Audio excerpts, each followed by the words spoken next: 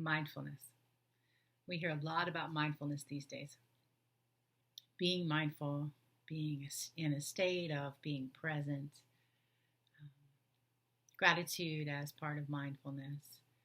Mindfulness is really a hot topic these days. They're practicing mindfulness in school with the kids. They're practicing mindfulness in corporations. And I want to share just a couple of tips to help you be more in the presence of mindfulness. If you've been around for a while or whether you're new, welcome. I love to share practical tips, tools, and techniques that help to keep you on your spiritual path. I don't believe that spirituality is some obscure, esoteric thing that is unattainable. I don't believe you have to have any special abilities to have a deep, rich spiritual practice. And I don't believe that you need to adhere to one particular belief system in order to have a healthy connection spiritually. And so the information that moves through me and comes through me in a way that you can understand with examples and practices that you can put right into effect.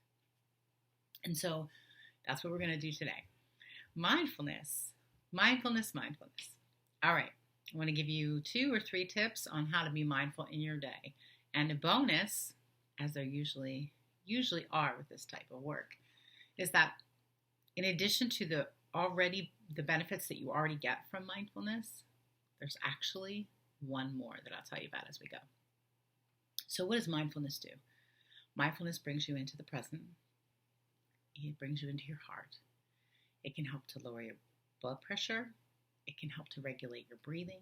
It can help to calm your nervous system and bring your whole energy system, physical, mental, spiritual, sensual, psychic, into more of a balanced place.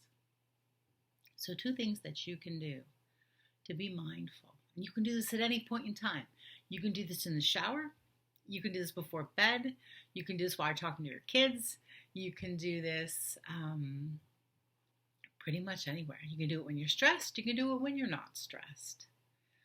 And these 2 things that I want to share with you are, 1, when you are ready to do a mindfulness practice and or you notice that you're stressed out, recognizing it first is important. Taking a breath. I know everybody tells you to take a breath. So I'm telling you to take a breath because it's helpful. Take a breath and then slow everything down. You don't need to observe anything. You don't need to get rid of anything. Just slow everything down. And the easiest way to do that is, of course, to slow your breathing down.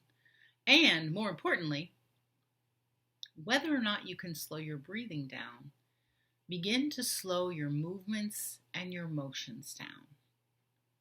So, and this might look completely silly if people don't know what you're doing or if it's out of context, but who cares?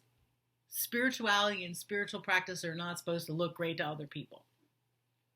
Slow it down. So if you are literally walking from your bedroom into the living room and you want to practice some mindfulness, slow your feet down.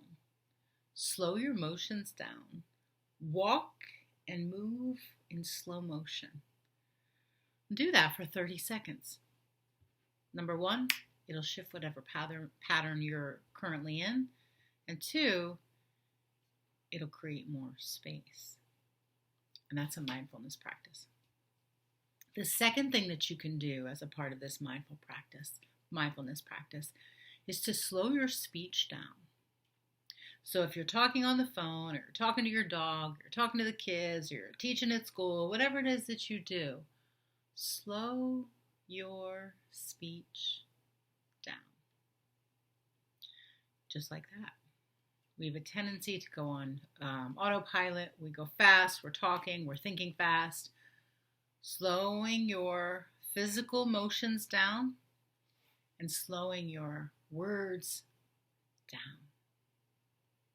It brings you into a place of mindfulness. Two bonuses actually. When you do this, people around you take note and they can start to slow down.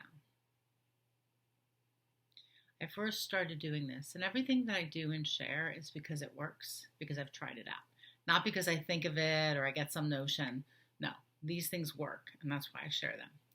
I was with somebody, I was with a partner who had a lot of extra energy and would get very frantic and frenetic, and I would find myself getting caught up in that swirl.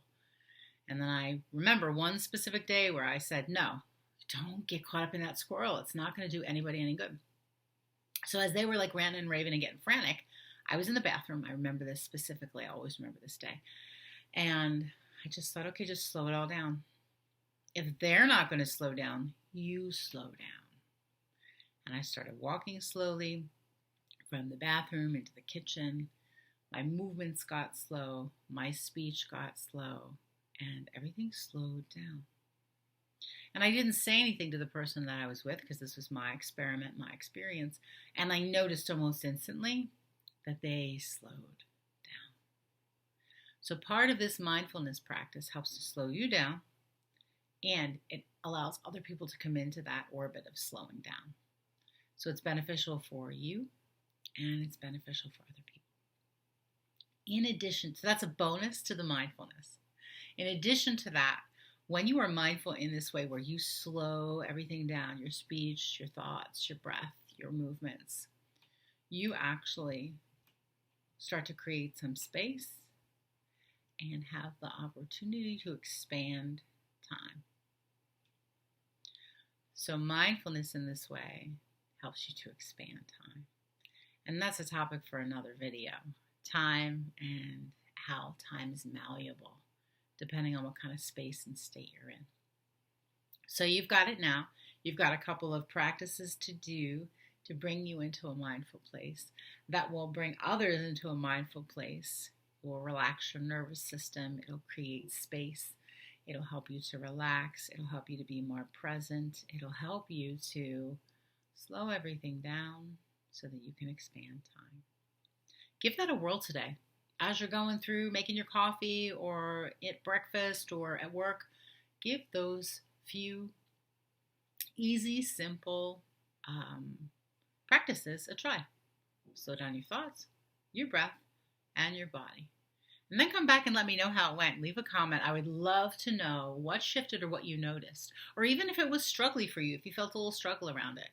Come back and leave a comment. And if you're not already subscribed to the channel, subscribe. I'd love to spend more time with you. Have a beautiful, beautiful day.